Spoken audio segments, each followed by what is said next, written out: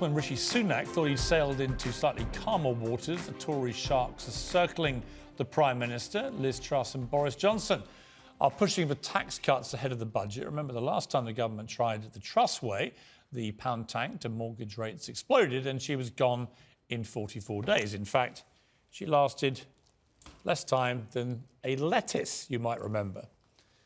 Well, maybe Rishi Sunak needs to take the advice that I gave him during our interview. Is it time to put the periscope up and unleash a little torpedo to remind Boris who the actual Prime Minister is? Well, joining me now is the former Conservative Party chairman, Sir Jake Berry.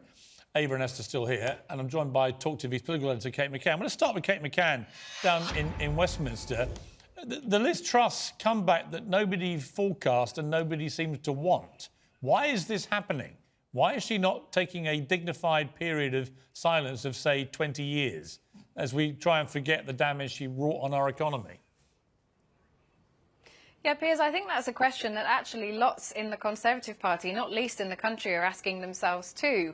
What's clear from the 4,000-word piece that Liz Truss wrote over the weekend and the interview that she's done this evening with Spectator TV is that she feels she's going to play a role in reshaping not just the Conservative Party, but the whole of politics' approach to economics. She thinks essentially that Rishi Sunak and those in government right now have got it wrong, and she seems to feel some kind of duty to try and set it right. And what's fascinating about reading her interview and her reasoning for why things went the way they did is that there's a lot of blame levied on a lot of different people. The OBR comes in for some literal, not phrased enough in economics. We're not economically literate.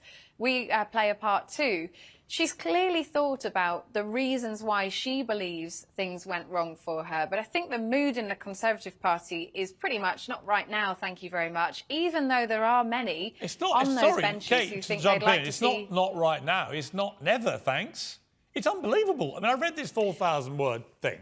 She blamed absolutely everybody and even found a way to blame the Labour Party, which I hadn't factored into this at all, because last time I checked, she was thrown out by her own side, not by the Labour Party. But also the idea you can be Prime Minister for 44 days, that you can be outlasted by a lettuce in a tabloid stunt, that you tank the pound to record lows, that you cause immeasurable damage to individual households with soaring mortgages and so on. The idea that you don't even include the word sorry in this 4,000-word piece, that you blame everybody else, and that you very grandly say, I don't think I'll be making a comeback as Prime Minister. No one's going to ask you. Sorry.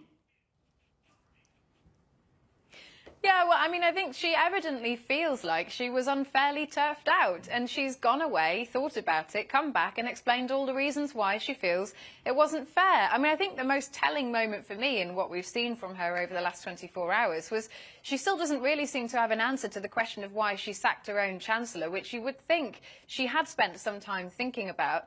And you're right, you know, this does have a huge impact now on the party itself. I mean, you've got Jake Berry there. I'm sure that he will tell you that Rishi Sunak will be able to carry on and the Prime Minister is setting his own course. But the reality is that there are those in the Tory party, which is kind of what I was about to say before, who would like to see the Chancellor cut taxes in the budget. And we've had a very clear signal from Number 10 that that is not going to happen.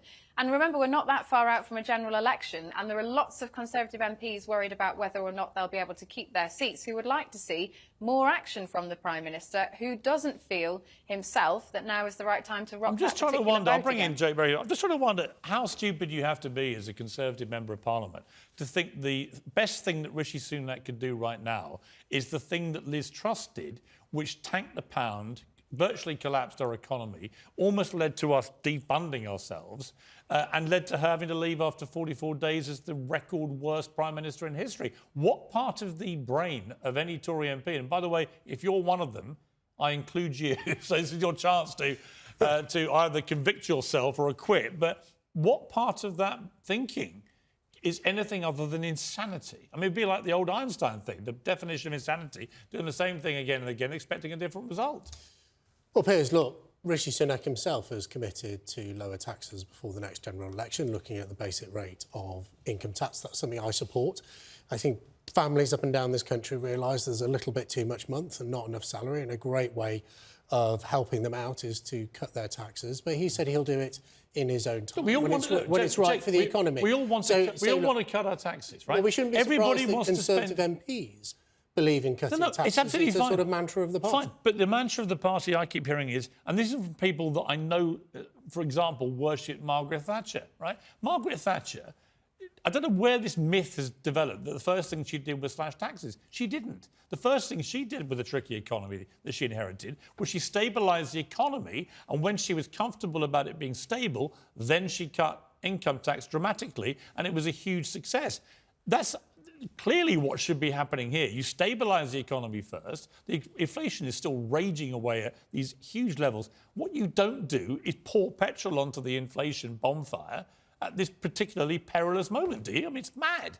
Well, Margaret Thatcher did spend the first part of her premiership reforming the civil service, which I absolutely think we need to do. And one of the things Liz has said is that the civil service has a sort of institutional bias against tax cuts and Brexit, she said recently today. People will make their own mind up about that. And she rolled the pitch for tax cuts that led to a sustained period of austerity in the United Kingdom. Do I wish Liz Truss had taken that approach? Yes, I think she should have done. I think it would have been a much better way of dealing with it. As a Conservative, I believe, actually, we've got the highest taxes in this country that we've known in our peacetime history. I don't think they can go any higher. And I think if you accept that they shouldn't go higher, then you are then ultimately talking about when we cut taxes, not if we cut taxes, Piers.